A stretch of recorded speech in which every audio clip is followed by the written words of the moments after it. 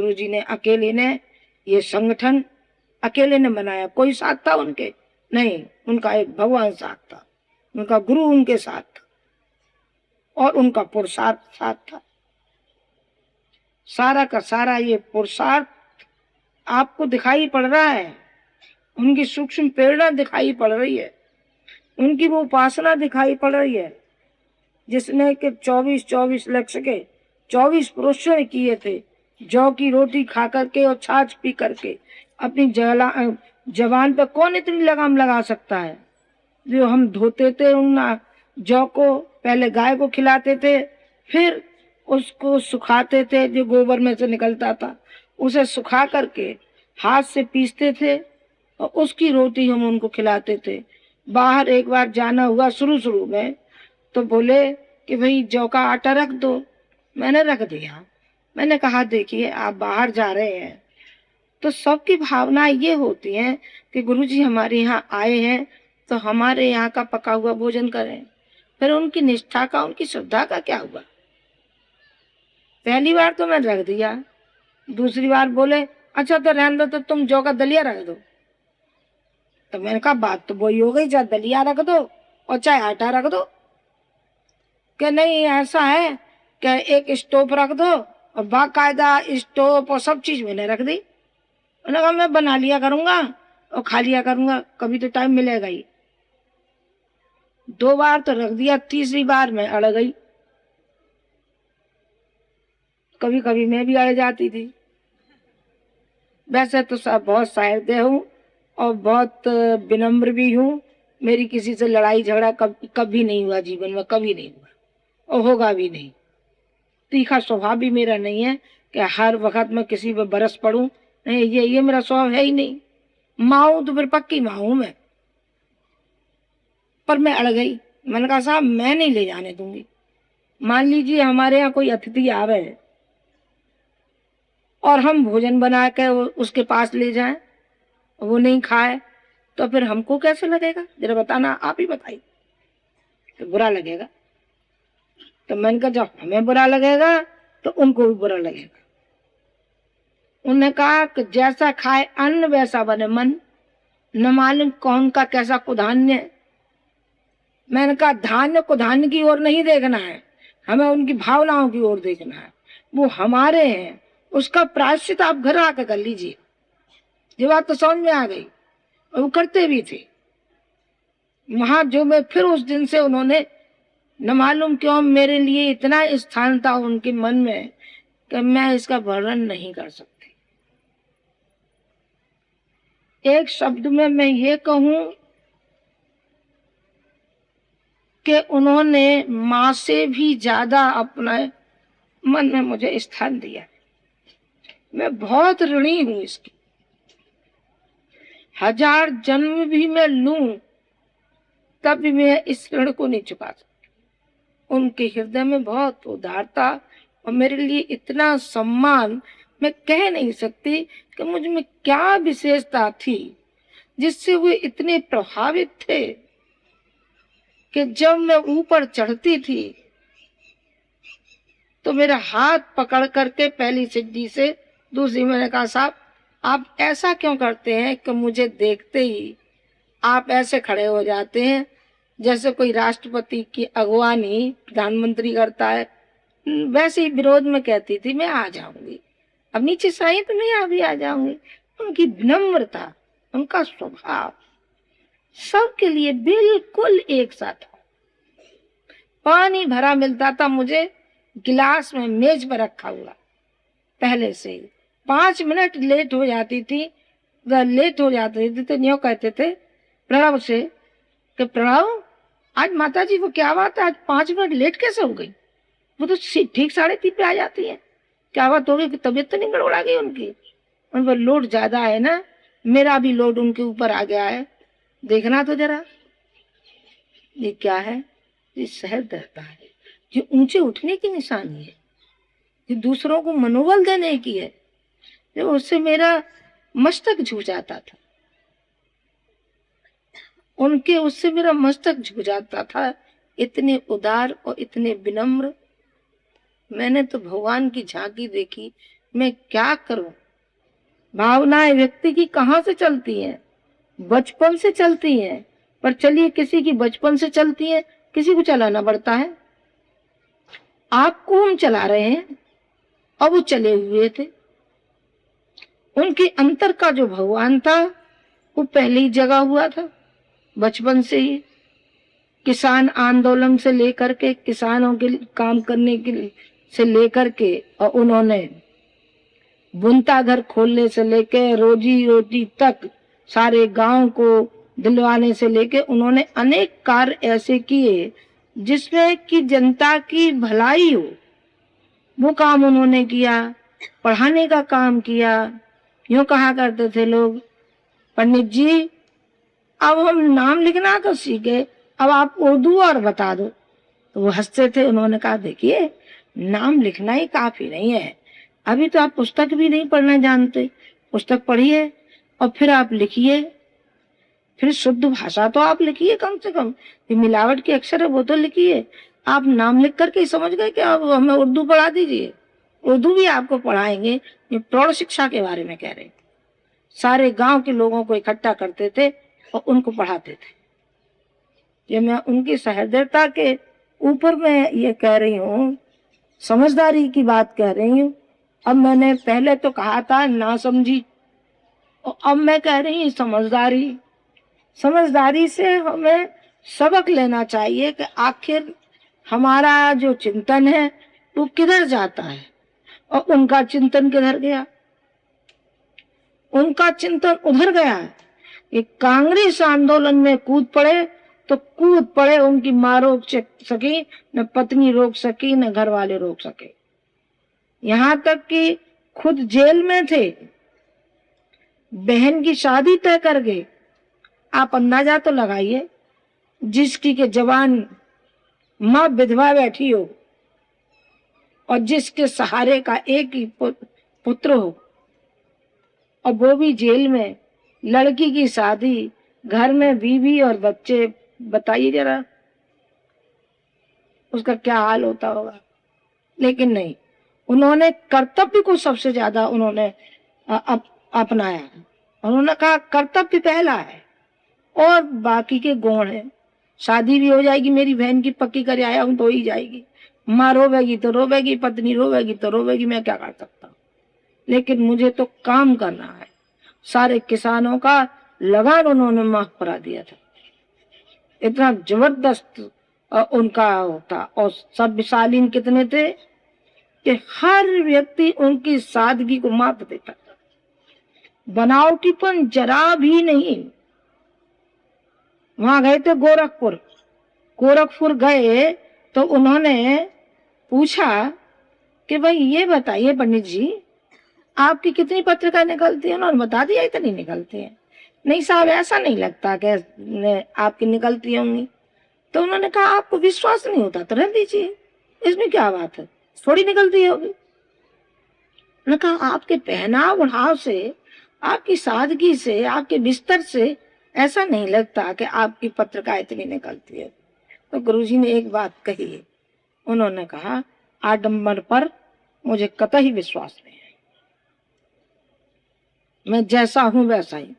कि आप तो अपना बिस्तर कंधे पर रख करके आए। हमेशा वो थर्ड क्लास में चलते थे, फर्स्ट क्लास का लोग करते थे कि हम गुरुजी आपके लिए फर्स्ट क्लास का कर दें। 2-4 जगह तो जरूर, जहां मैं गई हूं वहां तो जरूर हुआ भाई 4-5 बार। क्योंकि मुझे बीड़ी, सिगरेट, मीट, प्याज, अब गाड़ी में तो कोई खाएगा कोई पिएगा, कोई रोक लेंगे हम किसी को। और उनका स्वभाव ये था कि कोई खा रहा है तो खाए और पिए तो पिए, पर अपनी तो जान निकल जाए। तो फिर कूपा, दो सीटों का जो कूपा होता है उससे वो करते थे कि भाई माता जी की दशा हो जाएगी, जब तक पहुंचेंगी तब तो इनका आधा ढेर हो जाएगा, आधा ढेर हो जाएगा। तब तो मैं कहती नहीं हूँ, नहीं, उनकी सादगी से शिक्षा लेना, उनके विचारों से शिक्षा लेना, उनके रहन सहन से शिक्षा लेना, उनकी तपस्या से शिक्षा लेना। तभी तो उनकी जबान पर सरस्वती थी कि जो भी कह दिया किसी के सर पे हाथ रख दिया सच्चे मन से तो पूरा हुआ। मैं समझती 75% तो सही हुआ, अब 25% तो भाई अपने अपने प्रारब्ध भी हैं। प्रारब्ध को तो कोई नहीं टाल सका। दशरथ के प्रारब्ध को राम नहीं टाल सके तो फिर हम कैसे टाल सकते हैं? कृष्ण अपने भांजे अभिमन्यु को नहीं रोक सके। सौद्रा ने रोते हुए कहा था कि भैया मेरा तो ये सर्वनाश हो गया, मेरा तो इकलौता बेटा था और मेरा इकलौता बेटा चला गया। अब बता, तू तो वह भगवान है, पर तुझे क्यों नहीं रोका गया? मैंने कहा भगवान जरूर हो, इसमें कोई दो राय नहीं है, पर कर्म फल सभी को भुगतना पड़ता है। तेरा बेटा गया है, मेरे लिए भी तीर जंग लगा हुआ रखा है, क्योंकि मैं जब राम था तो मैंने 7 पेड़ों के बीच में से होके तीर चला दिया था बाली को मारने के लिए, तो वही तीर मेरे लिए भी रखा है। हर व्यक्ति को भोगना ही पड़ता है, उसके लिए दृढ़ता की जरूरत है, मनोबल की जरूरत है। परिस्थितियों के साथ मुकाबला करना हर व्यक्ति का कार्य है। जो भी परिस्थितियां आए, अच्छी भी आती हैं, बुरी भी आती हैं। अच्छा व्यक्तित्व होगा, ऊंचे होते हुए चले जाएंगे। खराब व्यक्तित्व होगा, नीचाई की ओर चलते हुए चले जाएंगे। इस सारे अंतरिक्ष में ऐसा फैला हुआ है कि हम चाहें जो बन सकते हैं। डकैत भी बन सकते हैं, जेवकट भी बन सकते हैं, हम बुरे से बुरे व्यक्ति बन सकते हैं और अच्छे से अच्छे व्यक्ति भी बनने का साहस भी हमारे अंदर है कि हम बन सकते हैं। थोड़ा त्याग करना पड़ता है, इसके लिए अपने मनोबल को तैयार करना पड़ता है, अपने मस्तिष्क को तैयार करना पड़ता है, और दुनियावी जो बहाव होता है उस बहाव से हमें हट करके चलना पड़ता है। जिस तरीके से मछली होती है और मछली चीर कर अपना रास्ता बनाती हुई चली जाती है, वो जो सामाजिक प्राणी है, जो सेवा करने वाला है, जो संत के पक्षियों पर चलने वाला है, उसको अनेक कठिनाइयां आ सकती हैं, पर हम कठिनाइयों के साथ हंसते खेलते हम जूझेंगे। न हमें किसी से लड़ाई करनी है, न किसी को मारना है, न पीटना है। हमें तो अपने विचारों को, ईश्वरीय प्रेरणा को सारे घर घर घर घर घर घर पहुंचाना। जिस तरीके से ये नन्हे नन्हे दीपक जल रहे हैं, उसी तरीके से आपको एक दीपक की तरीके से दीपक, इसमें जो तेल पड़ा है, बाती जो पड़ी है, तेल माने स्नेह होता है, प्यार होता है। ये प्यार हमको जन जन तक बांटना है। हम जन जन तक इस पुकार को पहुंचाएंगे कि प्यार की वो दौलत है कि प्यार से व्यक्ति बदलता हुआ चला जाता है, कहां से कहां अब वो होता है। और इस सौदे में घाटा नहीं आता है। नानक जी, गुरु नानक एक बार गए और उनसे ये कहा कि तुम सौदा लेके आओ, इतने पैसे ले जाओ। और जब वो बाजार गए, फिर क्या हुआ मालूम है? रास्ते मिल गए उनको, रास्ते में कुछ व्यक्ति मिल गए जिनको के जरूरत थी, उन्होंने उनको दे आए। घर वापस आए। जब घर वापस आए तो उन्होंने कहा, पिता ने कहा कि बेटा ले आया सौदा? उन्होंने कहा, पिताजी मैं आज ऐसे सौदागर के पास पहुंच गया कि बस आज जो मैंने सौदा किया है वो जिंदगी भर नहीं हो सकता। वो झूमते रहे और पिता बुरी भली कहते रहे। उन्होंने कहा, पिताजी मैं तो आज उस भगवान की खेती में बोए आया हूँ, और जैसा मैं बोए आया हूँ बस वैसा ही मैं काटूं। वो नानक बन गए। नानक बन गए। ये मैंने नानक की आपको एक प्रसंग सुनाया। मैंने गुरु जी के प्रसंग सुनाए। मैंने ये भी सुनाया कि उन्होंने कसाई से गाय को छुड़वाया था। ये उन्होंने कहा था कि तू छोड़ इसको, बूढ़ी गाय है तो क्या है, बूढ़ा पिता भी होता है, बूढ़ी माँ भी होती है, तो क्या माँ को काट के खा जाते हैं क्या, माँ को निकाल देंगे क्या, छोड़ इसको, हम बांध लेंगे अपने, हम इसकी सेवा करेंगे। कबूतर का तो मैंने अभी सुनाया ही था कि कबूतर भी उन्होंने छुड़वाया था उसके हाथ से कि ये खाने के लिए ले जा रहा है और छोड़ना पड़ा। ये भीतर के कौन बोलता है, जे हमारा अध्यात्म बोलता है। जब ये संसार बनेगा और ये हमारा राष्ट्र बनेगा तो ये अध्यात्म से ही बनेगा। जब तक कि ये अध्यात्मवादी नहीं होगा और अध्यात्म प्रेरणाएं नहीं पहुंचेगी, तब तक व्यक्ति में बदलाव नहीं आ सकता, बिल्कुल नहीं आ सकता, चाहे ये कितने भी देवी देवताओं पर चले जाएं।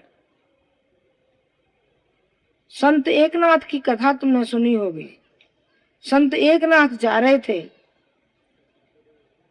रामेश्वरम जा रहे थे, तो बीच में ही रामेश्वरम गधे का रूप धारण करके और पड़ गए और वो तिलमिलाने लगे, प्यास से तिलमिलाने लगे। भीतर का अंतःकरण की जो संकीर्णता थी, उसने ये कहा कि हम क्यों दें अपना जल, हम तो लाए थे वहां श्वेतबंध रामेश्वर के लिए, हम क्यों इन्हें पिला दें, हम तो मुक्ति में जाएंगे ना, हमें तो वहां जाना है ना, स्वर्ग लोक में।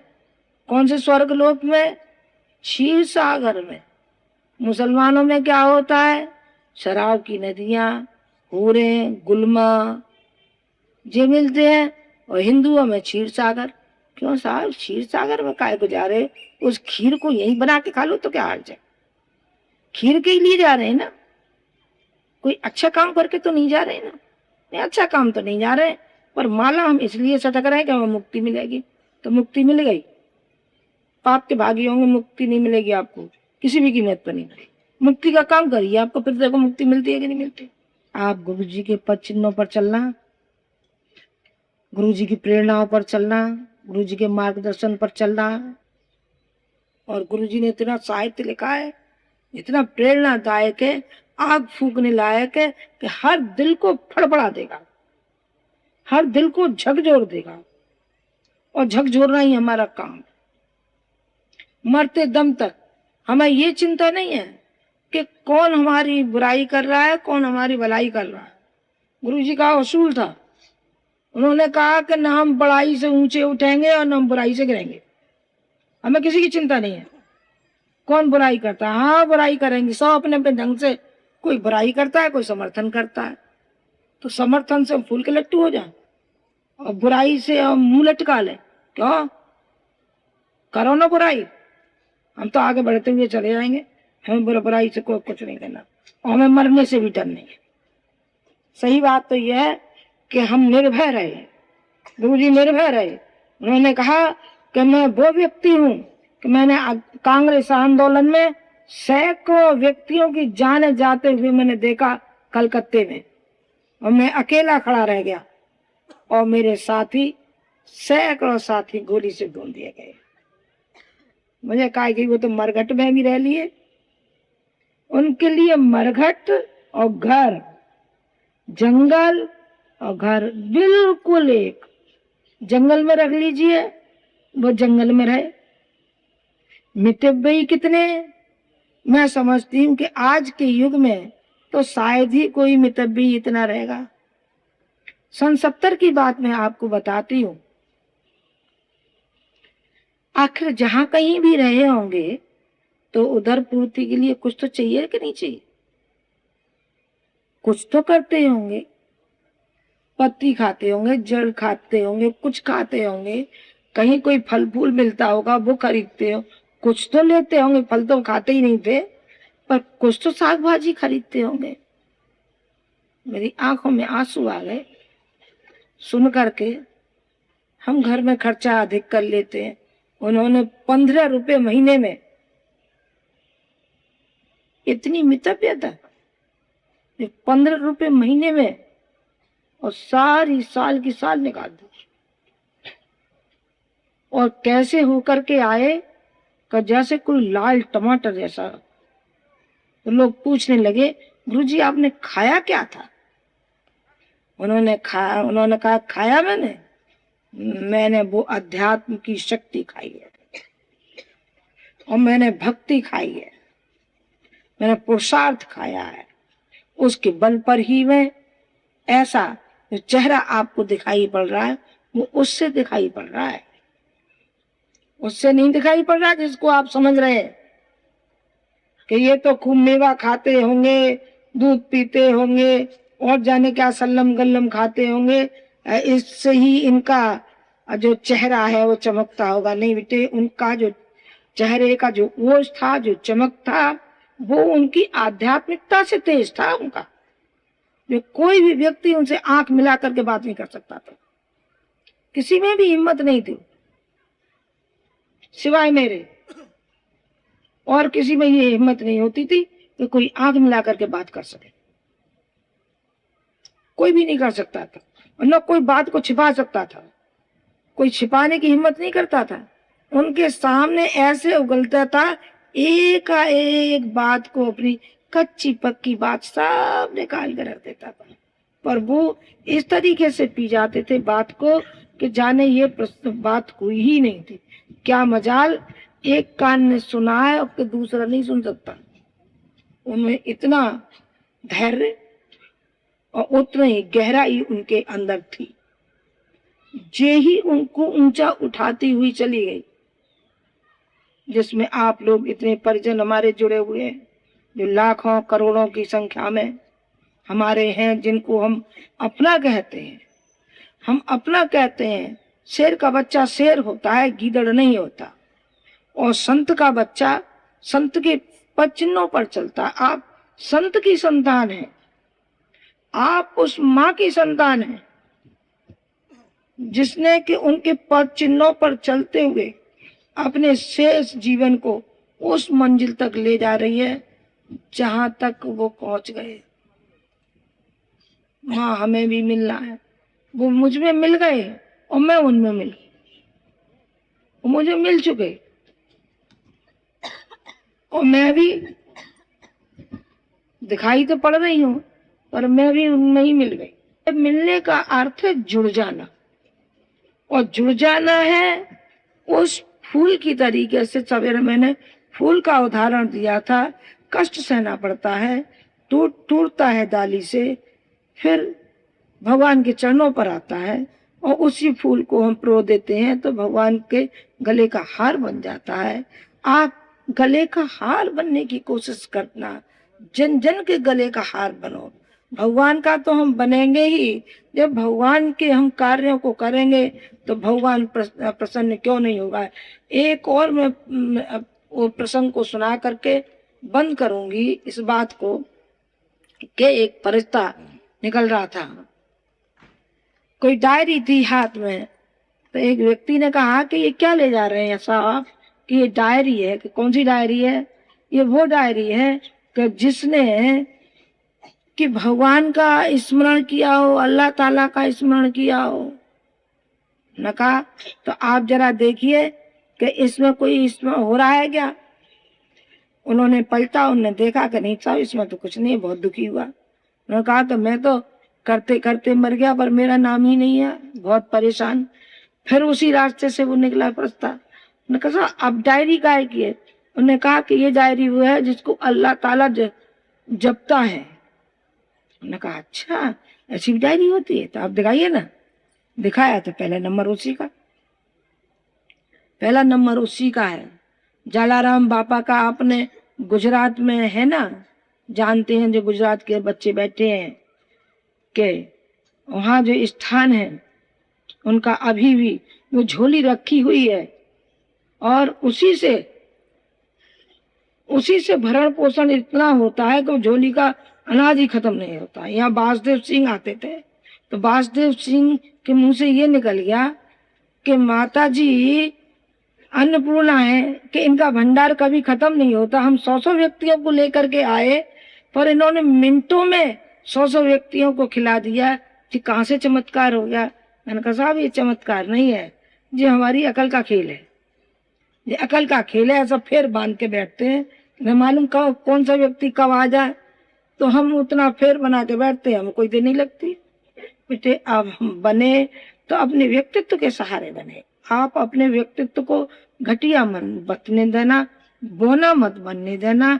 आप उच्च कोटि का श्रेष्ठ जीवन जीना और श्रेष्ठता की ओर हमको भारतीय संस्कृति को जन जन तक पहुंचाना है, जन जन तक, घर घर तक उनके पद चिन्हों पर चलिए, तभी आप सच्चे रूप में हमारे लड़के, हमारी लड़कियां, हमारे विवेकानंद, हमारी सिस्टर निवेदिताएं, हमारे अर्जुन, हमारे एकलव्य आप हो सकते हैं।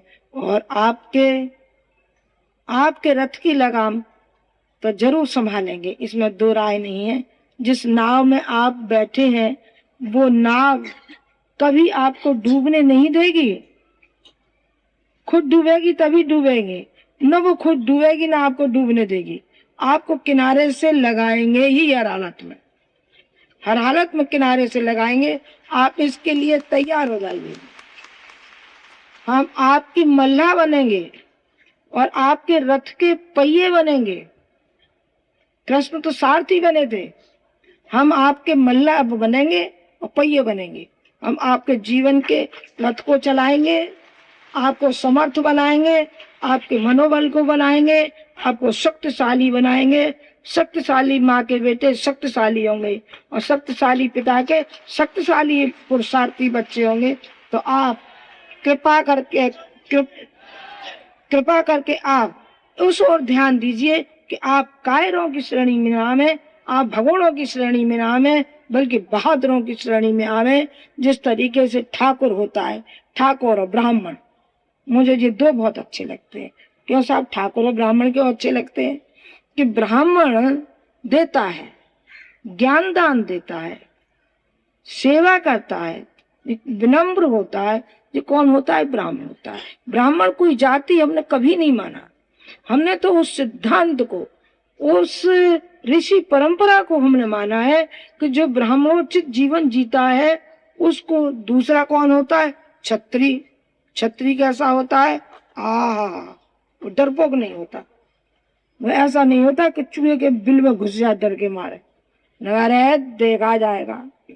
मेरा निवेदन है कि आप स्वयं ऊंचे उठिए और दूसरों को ऊंचा उठाते हुए आप चले जाइए। जिस समझदारों की नासमझी छोड़नी पड़ेगी और समझदारी पे आना पड़ेगा। पढ़े लिखे बात होना बिल्कुल अलग बात है और समझदार होना बिल्कुल अलग बात। समझदार बिना पढ़ा लिखा भी हो सकता है। बिना पढ़े लिखे में ज्यादा आध्यात्मिकता होती है पढ़े लिखे की अपेक्षा, क्योंकि उसके पास तर्क वितर्क ज्यादा रहते हैं। वो तर्क का पुंज है, बस तर्क करवा लो उससे चाहती, पर उसके अंदर को भावनाएं नहीं है। बिना पढ़ा लिखा भावनाओं जानता है। सबरी बिना पढ़ी लिखी थी, मीरा बिना पढ़ी लिखी थी, सूरदास बिना पढ़े लिखे थे। वो भक्ति को जानते थे कि भक्ति क्या चीज होती है। भक्ति माने सेवा है, सेवा के अलावा कुछ नहीं। सेवा और सुमिरन, हरि सुमिरन करता है उस भक्त का जो भक्त अपने भगवान के इशारे पर चलता है, भगवान के नियमों को तोड़ता नहीं है। भगवानों के नियमों को तोड़ा नहीं कि बस वो गया नहीं, उसका स्वास्थ्य भी जाएगा, दिमाग से भी जाएगा, सब खोखला होता हुआ चला जाएगा। समाज का तो जब कर पाएगा जब अपने शरीर को ही नहीं वो रख पाया। ठीक, अपने शरीर को भी इस लायक नहीं।